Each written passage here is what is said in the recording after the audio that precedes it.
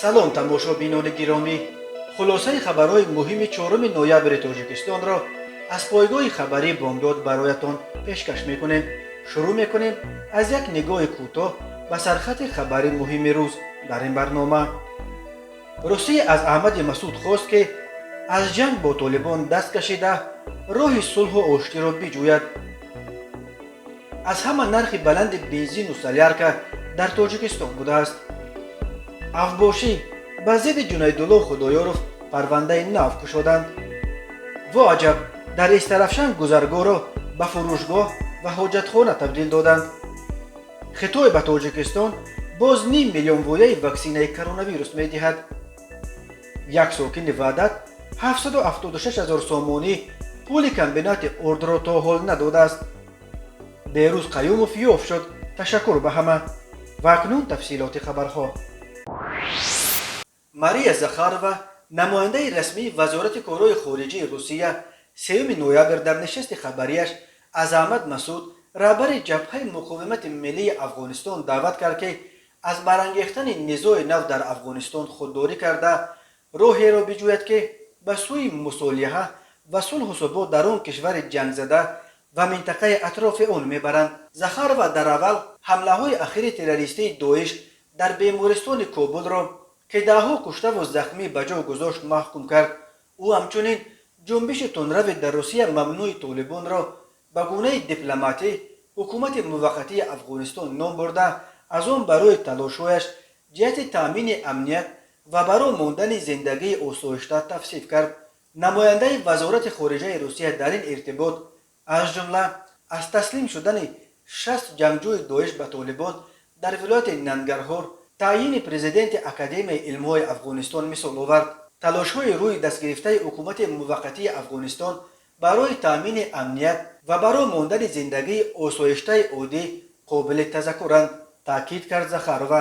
ӯ ҳамчунин гуфт, ки дар Москва ба хабарҳои нашршуда дар бораи изҳори омодагии ҷабҳаи муқовимати миллии Афғонистон ва ба ин ки тибқи хабарҳо раҳбари ин ҷабҳаи зидди Толибон Аҳмади Масуд дар Тоҷикистон аст, низ таваҷҷӯҳ нишон медиҳанд.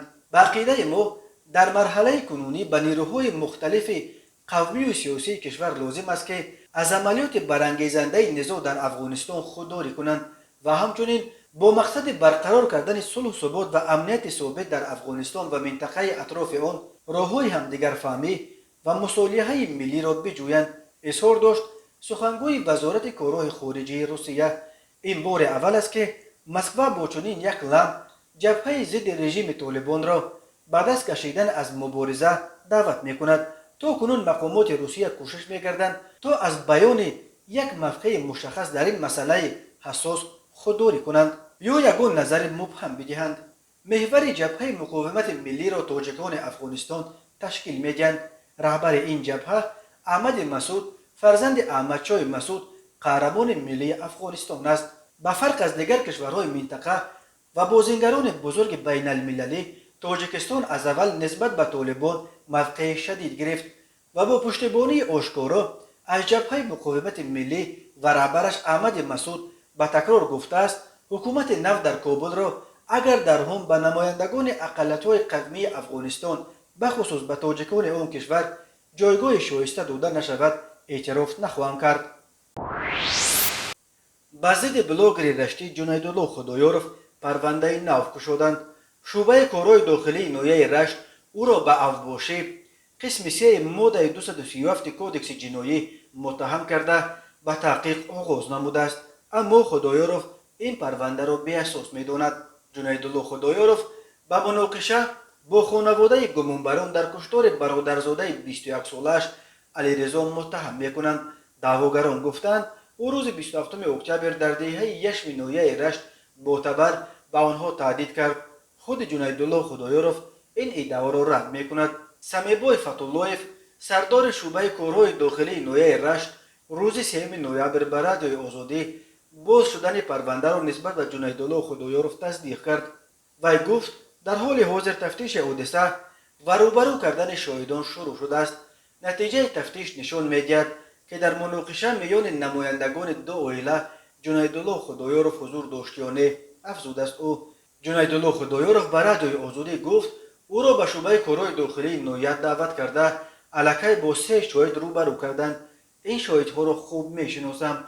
در محاکمه سال 2018 شاهدی بر دو رخ داده بودند. نزدیکان عائله هستند که فرزندانشان در کشتار دادرزادم علیرضا عیب دارند و نسبت 2 نفر آنها با ماده 104 قسم 2 کشتار پرونده باز شده است. در مورد آنکه دعوای حمله معتبر چگونه پیدا شد، او گفت 27 اکتبر مادرم از خانه خواهرم برگشت. در راه الشیر نصرالدین عضو عائله گمانبر در قتل علیرضا به مادرم ضربه میزند. ستون موره مادرم آسیب دیده است. من در عذاب شکنی بودم. به من خبر دادند. تبر را به دست پسرم داده دویده رفتم. به یگان زوری مناقشه را آرام کردم که آوردن نامش را ضرور نشمارید. حادثه را چنین نقل کرد: همان روز مراسم دفن عمکم منصور حمیدوف 73 ساله بود. در نزد مسجد دیه ایستاده بودیم. مادر جنیدالله از راه میگذشت. الشیر گفت: از مرگ عمک ما خرسند شده؟ وی در جواب گفت: اگر همانی که نبیره ام را کار زد میفهمید بهتر بود. جنجال خیست. جنیدالله آمد و تهدید کرد، اما در دستش تبر بود یا نه به یادم نیست. علیرضا خدایارف 21 ساله دانشجوی دانشگاه دولتی رشت ماه ایول امسال در یک زنوزنی با ضرب کارد به هلاکت رسید. تا کنون 2 نفر با گمان دست داشتن در حادثه دستگیر شدند، اما نزدیکان خدایارف حادثه را از پیش تحریزی شده و کار دست کمش 5 نفر میدانند. در آغاز تحقیق پرونده را دادستانی منطقه رشت بر عهده داشت، ولی در پی مراجعت پیوندان علیرضا خدایارف به دستگاه پرزیدنت و مجلس ملی مسئولیت تحقیق به اختیار دادستانی کل گذشت. جنیدالله خدایارف میگوید او بعد رهایی از زندان در روسیه بود و تنها برای برقراری عدالت دیگر باره به دیه برگشت است. او را سال 2018 با گناه پیروی از جریان ممنوع سلفیه به 5 سال زندان محکوم کرده سال 2019 بر اساس قانون عفو آزاد نمودند. وی آن زمان گفته بود که بیگناه محکوم شده است و پرونده را فرمایشی دانست. جنیدالله خدایارف و برادر دیگرش عضو حزب سوسیال دموکرات تاجیکستان فراد خدایارف که همواره از کار مقامات در رشت تنقید میکند باور دارند حادثه های سالهای آخر فشار به آنها است. اگنتی دولتی تنظیم ضد مونوپولی وزارت اقتصاد و مالیه قرقیزستان شرح نرخ محصولات نفتی در کشورهای عضو EAS و آسیای مرکزی به استثنای ترکمنستان به حالت روز 4 نوامبر سال 2021 نشر کرد.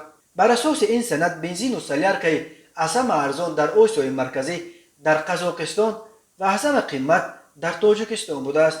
از جمله نرخ 1 لیتر بنزین نو AI92 در تاجیکستان به حساب میانه 84.5 سوم 11 سوم و 20 درم و در قزاقستان 36.9 سوم یعنی 2.4 مرتبه ارزانتر از تاجیکستان بوده است. همینطور بنزین AI95 و سوزشواری دیزلی در تاجیکستان به حساب میانه 86.8 سوم یا 11 سوم و 50 درم ارزش دارند. برای مقایسه 1 لیتر بنزین AI95 در قزاقستان 41.9 سوم یا 2 مرتبه ارزانتر از تاجیکستان نرخ داشته، سلیارک 56.5 سوم یا 70% ارزانتر از تاجیکستان است. قزاقستان البته یکی از کشورهای بزرگ صادرکننده محصولات نفتی در منطقه است و سبب چنین ارزان بودن نرخ سوزشواری در این کشور قابل فهم است. ولی قرقیزستان مثل تاجیکستان قریب تمام محصولات نفتی برایش لازم را از خارج و اساساً از قزاقستان و روسیه میگیرد و با این وجود نرخ بنزین و سلیارک در قرقیزستان نیز نسبت به تاجیکستان خیلی ارزانتر بوده است. برای مقایسه 1 لیتر بنزین AI92 در قرقیزستان 58.1 سوم است یعنی 26.4 سوم یا تقریباً 45% ارزانتر از تاجیکستان. نرخ AI95 و سلیارک هم در قرقیزستان نسبت به تاجیکستان 25.9 و 33.2 سوم یا متناسباً 43% و 62% از تاجیکستان ارزانتر می باشد. مقامات دوشنبه در شرح بالاروی نرخ سوزشواری بالا رفتن نرخ نفت در بازار جهانی و در کشورهای صادرکننده را دلیل می‌آورند. ولی آنها فهموندن نمیتوانند که پس چرا در قرقیزستان که مثل تاجیکستان کانهای نفت و گاز ندارد و اساساً از روسیه و قزاقستان سوزشواری وارد میکند نرخ فروش بنزین و سیارک نسبت به تاجیکستان از 43 تا 62% ارزانتر است. شاید مشکل در آن چند شرکت پشتیبانهایش جدا زور باشد که بازار محصولات نفتی تاجیکستان را منپول کردند و یگان اداره دولتی مجال و جرأت لجام زدن اشتهای قوزگیر آنها را دیگر ندارد. تماشابینان عزیز، یادآور می‌شویم خلاصه مهمترین اخبار تاجیکستان را از پایگاه خبری بامداد تماشا دارید. برنامه را ادامه می‌دهیم.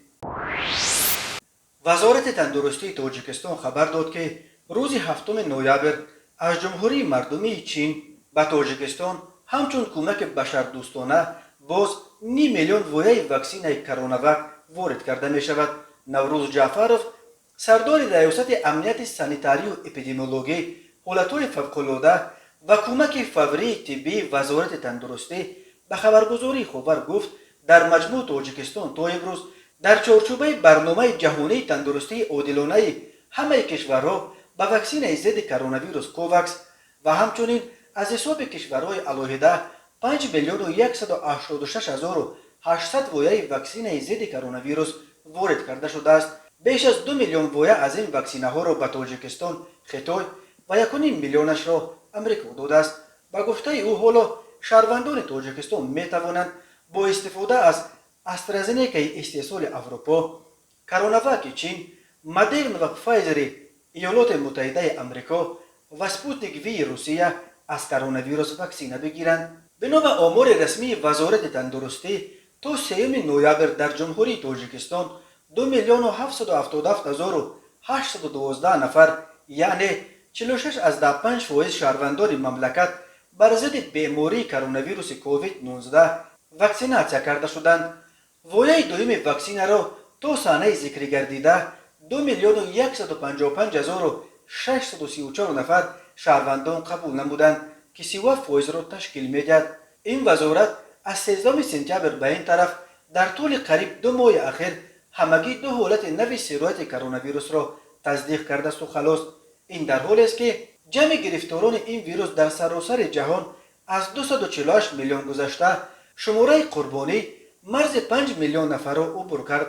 وضعیت بخصوص در روسیه که صدها هزار نفر از مهاجران تاجیک در آنجا کار و زندگی میکنند سخت تشویش آور است. روز 3 نوامبر در این کشور باز نزدیک 40,000 مورد سرایت به کرونا ویروس و مرگ باز 1195 نفر از این ویروس ثبت شده است. طبیعی است که یک بخش گرفتاران و قربانیان کرونا ویروس را در روسیه مهاجران تشکیل میدهند و ناظران امور در تشویشند که با بازگشت مهاجران کاری از روسیه که موسم بازگشت آنها در همین شب و روز در حال اوج گرفتن است، تاجیکستان میتواند به موج نوبتی کرونا ویروس دچار شود. در شهر استرافشن ولایت سوخت یک گذرگاه زیر زمینی را محکم کرده به فروشگاه تبدیل دادند. در این باره یک منبع پایگاه خبری بامداد از استرافشن با ارسال 2 عکس خبر داد. البته در اکثر کشورهای دنیا در گذرگاه‌های زیر زمینی رسته‌ها برای فروش محصولات گوناگون گذاشته می‌شوند و این یک امر معمول است، ولی آنچه که در استرافشن با گذرگاه کردند فرق می‌کند. در اینجا گذرگاه زیر زمینی را که قبلا برای رفع مردم خدمت می‌کرد از یک طرفش با خشت محکم کرده به مکان فروش قالین‌ها تبدیل دادند. اکنون آدمان به اینجا تنها برای خرید می‌درآیند، نه برای گذشتن از راه از طریق گذرگاه بی خطر. گذرگاه مذکور در درآمدگاه شهر و نزد بازار کلانترین استرافشن در یک مکان پرازدحام جایگیر شده است. به پایگاه خبری بامداد میسر نشد که نام و نسب مالک این گذرگاه را معلوم کند. این هم روشن نیست که کدام مسئول خردمند به چنین پیشنهاد اینواتسیونی رضایت و اجازه داده است تا گذرگاه مردمی را به مغازه تبدیل دهند. حالا از یک طرف این گذرگاه مغازه قالین فروشی و در طرف مقابلش حاجتخانه جمعیتی به مردم خدمت میرساند. و حالا یک مرور کوتاه به اخبار کریمینالی و حادثه های ناخوش روز. به شعبه وزارت کارهای داخله در شهر وحدت مکتوب شرکت کمبینات ارد دوشنبه وارد شده است که مرد 33 ساله ساکن شهر مذکور با روی فریب به باوری رهبریت شرکت مذکور در آمده از کمبینات برای فروش به مبلغ 776,050 سومانی محصولات ارد گرفته مبلغش را تا حال برنگردانیده است. از روی این حادثه تفتیشات ادامه دارد. به شعبه وزارت کارهای داخله در شهر وحدت با عریضه زن 26 ساله ساکن جماعت دهات عبدالوصیف شهر مذکور مراجعت نموده است که ماه اپریل سال 2021 در حدود دهه مهرگان شخص نامعلوم با راه زورآوری یک عدد جزودان که در داخل آن یک عدد گردنبند طلایی، یک عدد انگشترین طلایی، یک عدد تلفن موبیلی و 200 سومانی بود تصرف نموده از جای حادثه غیب زده است. ضرری رسانیده شده 8400 سومانی را تشکیل می‌دهد. هنگام گذرانیدن چاره‌بینی‌های اپراتیوی جستجویی از جانب کارمندان میلیسیا مرد 26 ساله ساکن جماعت دهات عبدالوصیف همین شهر با گمان صادر نمودن جنایت غارتگری دستگیر کرده شد. از روی این حادثه تفتیشات ادامه دارد. در شهر مسقط بعد 4 روز جستجو زاده تاجیکستان بهروز قیوموف را بالاخره پیدا کردند. بهروز که 34 سال دارد و از خردی معیوب است و گپ زدن نمیتواند، روز 3 اکتبر در منطقه پاکروفسکای استرشنیوای شهر مسقط بیدرک شده بود. خبر یافت شدن بهروز را در فیسبوک آزاده شهرنشین نشر کرد. او را یافت شد. این چه خوشبختی است که ما او را یافتیم. تشکر به همه برای دستگیری. دنیا پر از مردم خیرخواه است. خداوند همه شما را نگهبان باشد. نوشت آزاده شهرنشین که 2 عکس بهروز را بعد یافت شدنش نیز نشر کرده است. در این عکس‌ها بهروز در کنار کارمندان و رضاکاران لیزا آلرت، یکی از پایگاه مشهور جستجویی که به جستجوی بهروز سفربر شده بودند، دیده می شود. پیدا کردن بهروز آسان نبود چون که او متاسفانه گپ زدن نمی تواند و به این دلیل نمی توانست از کسی برای پیدا کردن راه خانه‌اش کمک بپرسد. تماشابینان عزیز و گرامی، این بود مرور به خلاصه چند خبر مهم امروز تاجیکستان. خبر و گزارش‌های بیشتر از تاجیکستان و درباره تاجیکستان و اطراف آن را در سامانه پایگاه خبری بامداد در این نشانه پیگیری نمایید: www.bomdad.com. خوش باشید.